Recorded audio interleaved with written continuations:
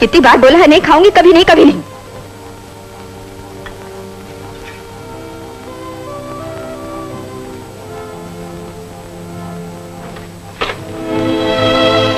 क्या आप इस तरह से मुझे क्यों परेशान करते हैं? आपसे बोल दिया ना। नहीं नहीं, तुम्हारी हंगर स्ट्राइक की तो हमें बिल्कुल परवाह नहीं है, और तुम खाती हो या नहीं खाती ये भी जानने की जरूरत नहीं। तो फिर यहाँ क्यों आए? अंडमान जाने का बोलती थी ना, वही बात करने आया हूं।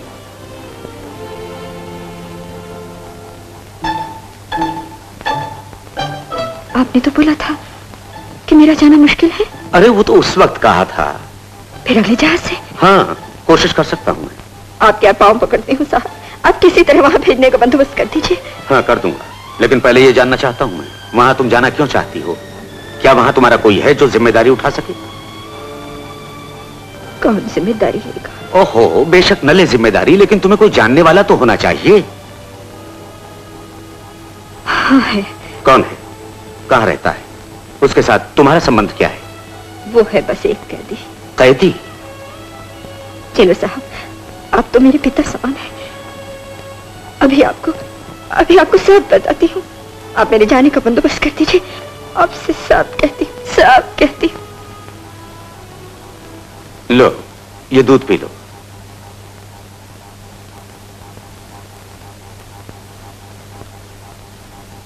अब बताओ तुम्हें क्या कहना है?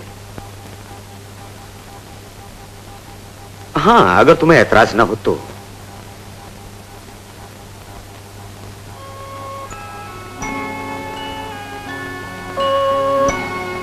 मेरा बचपन का एक साथी था घनादा, और वो हमारे गांव नवद्वीप में घनश्यामदा कहलाता था। जब दोपहर को सब घर वाले सो जाते थे तो मैं चुपके से दरवाजा खोलकर बाहर भाग जाती थी।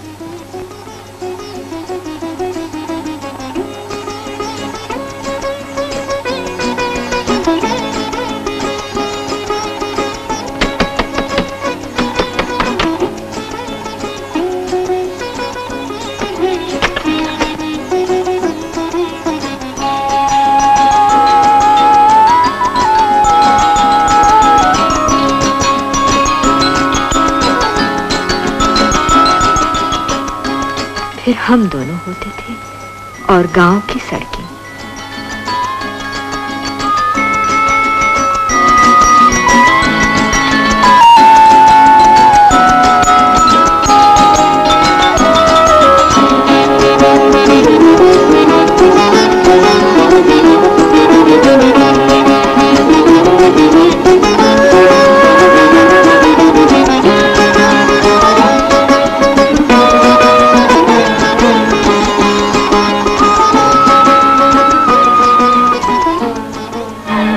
लड़की हो तुम?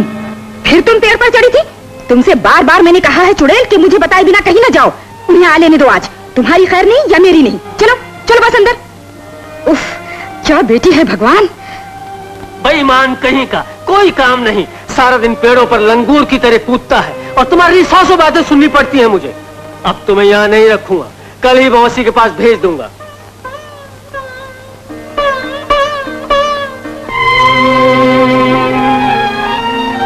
बेचारे की माँ तो थी नहीं।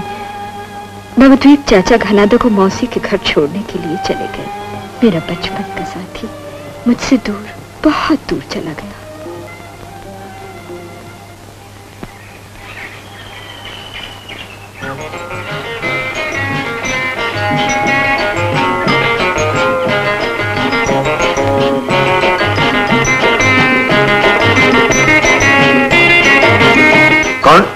कौन है मां? कौन? देखो देखो।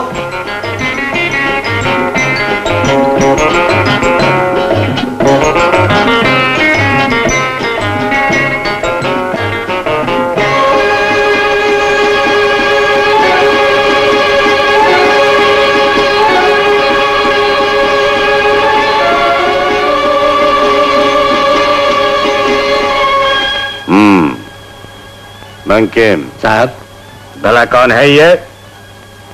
अजी अपने नायब साहब अनंत सेन, उनकी बेटी तारा। बहुत सुंदर। ओह, खूब।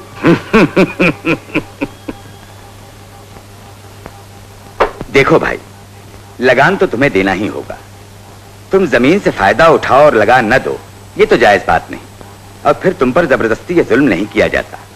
हाँ, बस तुम खुद ही अपने दिल से पूछ कर देखो कि मैंने ठीक कहा है या मैं।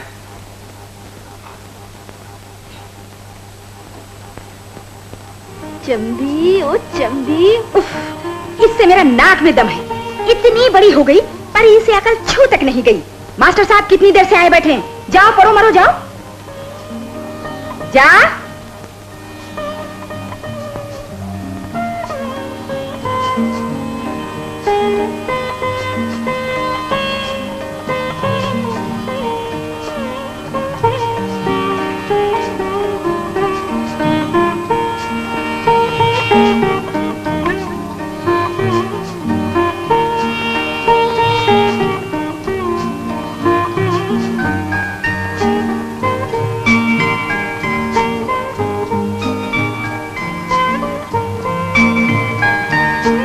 मास्टर साहब जी कहिए।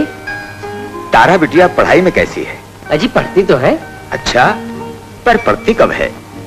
वो तो दिन रात शरारतों में लगी रहती है। तारा इधर आओ तो, कुछ कहना है। आओ।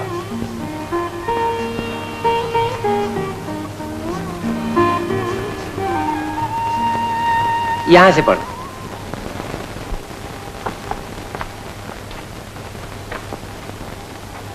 अरे, तुम जगदीश बाबू के अमरूद के पेड़ पर चढ़ी थी? उफ, इससे तो तंग आ गई मैं। लोगों की बातें सुनते सुनते तो मैं तंग आ गई हूँ। सुनो, उस दिन घोष की बीवी ने सैकड़ों बातें सुनाई। अब ये कोई बच्चा तो नहीं, इतनी बड़ी हो गई है, लेकिन शाम को बत्ती जलाना तक नहीं सीखा। जाओ पढ़ने जाओ, पढ़ने जाओ, पढ़ो जाकर जाओ। ओहो, आप ही ने तो इसे बस लाड प्यार से बिगाड़ डाला है। ब्याह क्यों नहीं देते?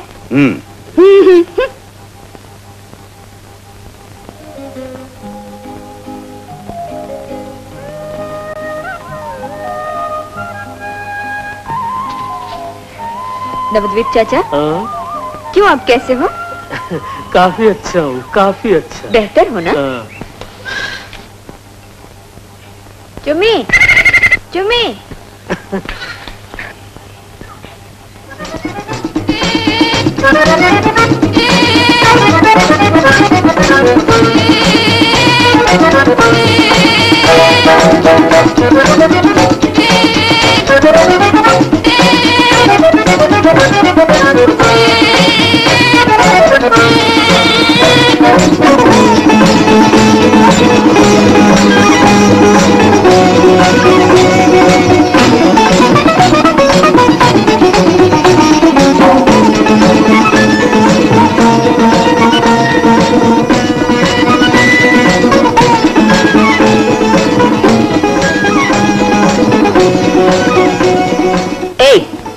तुमने मेरी चुम्बी को क्यों पकड़ा?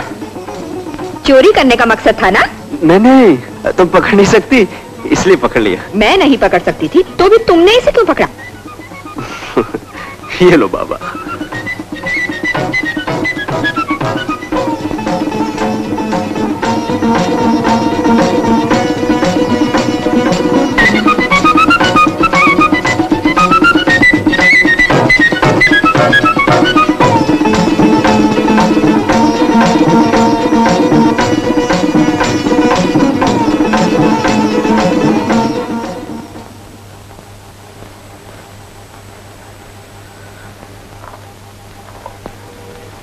चक्रवर्ती बाबू, मानिक गांव का आज तक का सारा हिसाब चाहिए।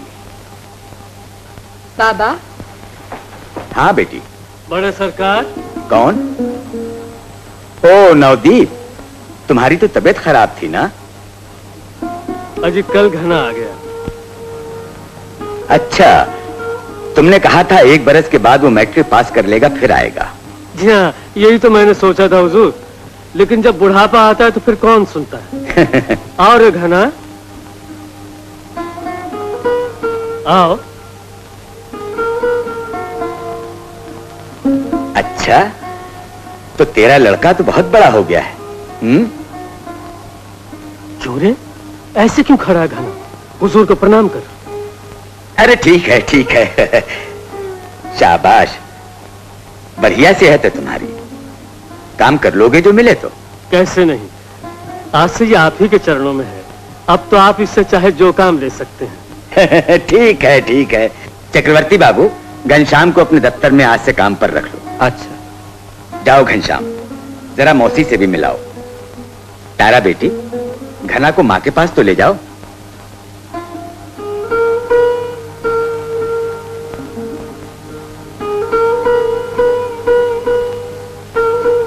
अरे घनादा, मैं तो पहचान ही नहीं पाई। चलो। माँ, क्या है? बस बस ठीक है। नहीं पहचाना ना? अपना घनादा। जीते रहो बेटा, जीते रहो। घनश्याम, तू कितना बड़ा हो गया है रे? हाँ? अंदर ले जाओ, जब तक मैं स्नान करके आती हूँ। अच्छा? आ? नहीं, ये नहीं होगा भैया। जानते हुए तो मैं ऐसी बेइंसाफी नहीं होने दूंगा। तो हमारी ही चीज हमें नहीं मिलेगी, ये क्या बात है? तो फिर आपकी चीज होगी तो आपको मिलेगी। आपकी और नटवर की जमीन पास पास है। नटवर मर चुका है। उसकी मौत के बाद आप अगर जमीन की सीमाएं बार बार बढ़ाते जाएं, तो फिर नटवर की बेवा अनाथ बच्चों को लेकर कहां जाएगी बताइए? किसने गढ़ी है ये सब कहानी? नटवर की बीवी आई थी और हमारे आदमी भी जगह देख आए हैं। झूठ बात, जो मेरा है वही ले रहा हूं मैं। क्यों, ठीक है ना? जी ठीक है। नटवर जिंदा होता तो तुम लेते बेशक। जगदीश सुनो, कल सवेरे मैं खुद दोनों की जमीन के कागज देखूंगा, जमीन मापूंगा और सीमाओं का फैसला कर दूंगा। मैं भी साथ चलूंगा। हमेशा के लिए डंडा खत्म कर देंगे। 4 उंगल जमीन के फैसले के लिए अब आपको मेरी जमीन के कागज चाहिए? ये तो बात का बतंगड़ हो रहा है। मच्छर को मारने के लिए गोली चला रहे हैं आप। आप तो मच्छर नहीं है राय भैया,